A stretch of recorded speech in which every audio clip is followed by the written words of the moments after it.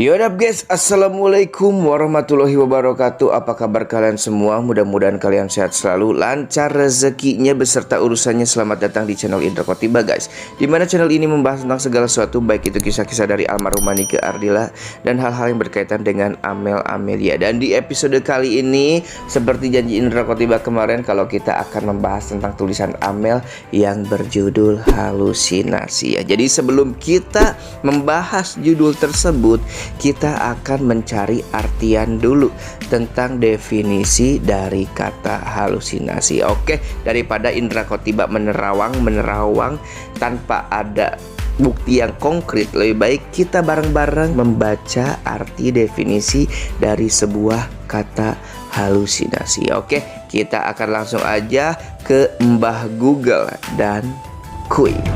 Oke guys, ini aku telah ada di Mbah Google gitu. Kita akan cari tahu definisi dari arti kata halusinasi. Oke ya. Halusinasi adalah persepsi sensori salah yang terjadi tanpa adanya rangsangan yang nyata, substansial, dan berasal dari ruang nyatanya.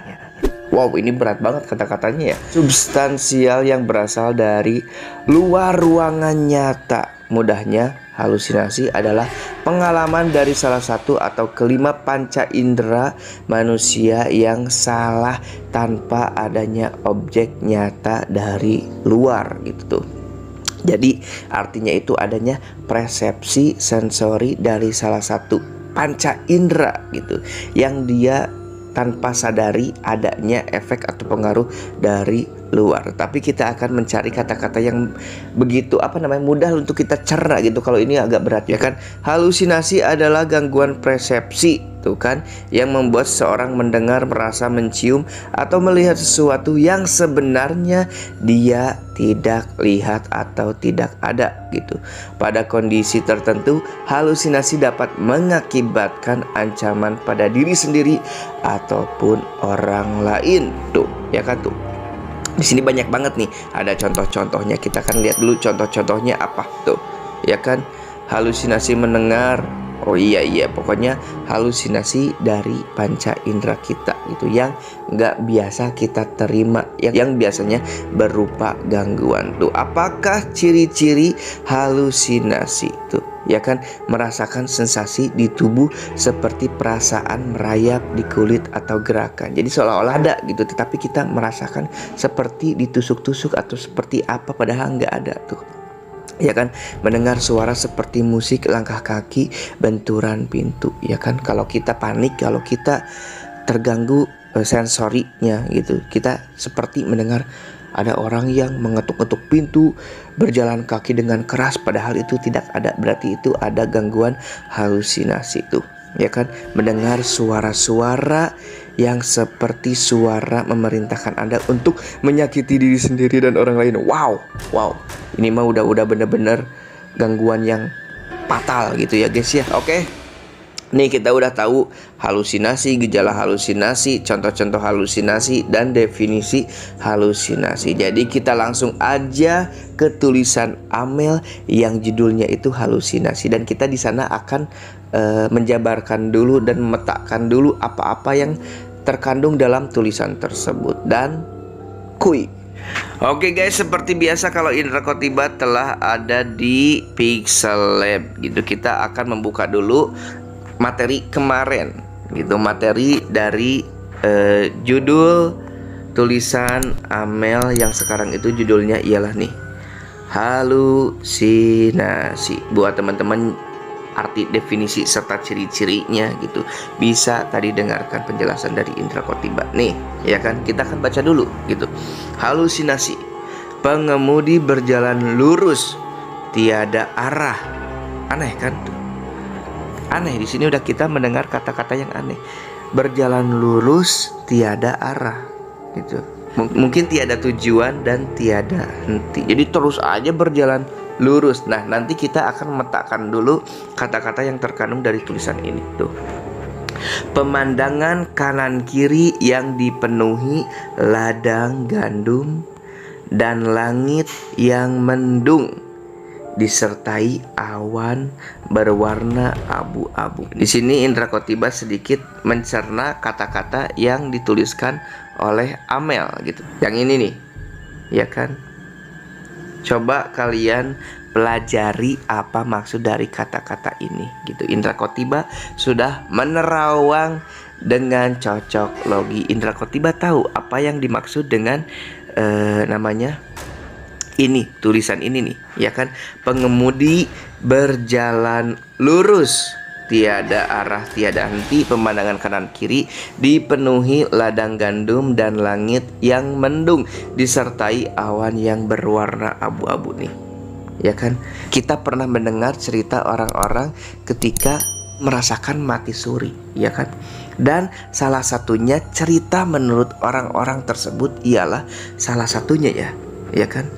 Dia itu ketika mati suri, ya kan, dia berada di alam yang berbeda. Banyak orang yang bercerita bahwa dia berada di suatu ladang, di tempat yang luas. Ada ladang, ya kan, ada gurun pasir, ada suatu lapangan, ada suatu tanah yang luas yang bawahnya itu dari pasir. Itu mungkin itu padang pasir ya. Dan langit yang mendung disertai awan berwarna abu-abu. Nih, kebanyakan orang yang mati suri itu banyak bercerita seperti itu. Dia merasakan ada di suatu tempat yang berbeda. Ada yang di ladang yang luas gitu kan, dengan udara yang begitu hangat tapi nggak panas gitu kan.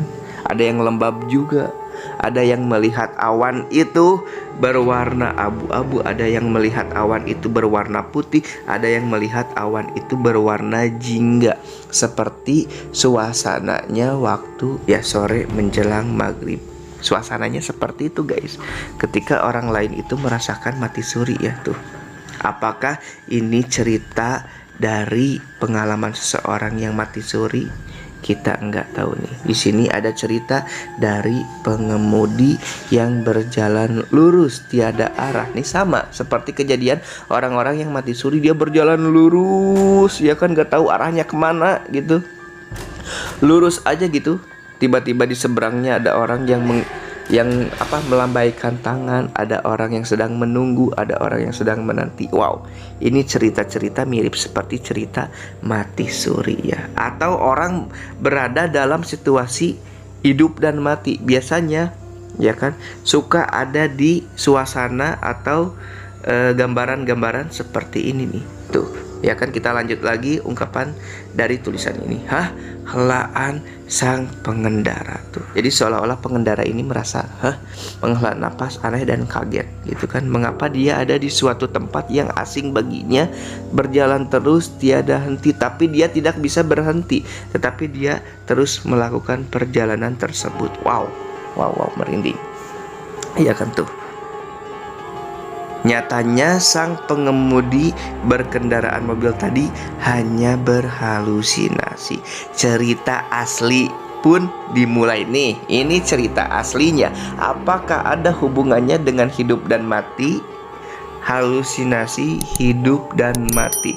Jika benar ada hubungannya dengan hidup dan mati, berarti ini halusinasi ini berada di tengah-tengah antara hidup dan mati seseorang. Wow, serem. Tuh. Menancapkan gas mobil dengan kecepatan yang melewati batas lampau, dengan kecepatan tinggi, dengan jalan yang sangat licin karena sedang hujan, ya kan? Tak sadar pengendara tersebut sudah terjatuh ke sebuah jurang dengan mobil yang ia bawa. Mengapa ini cerita seperti cerita Nike Ardila, ya kan? Tragedi kecelakaan sebuah mobil. Bedanya itu, ya kan, pengendara masuk ke sebuah jurang, tetapi Nike Ardila itu ialah apa?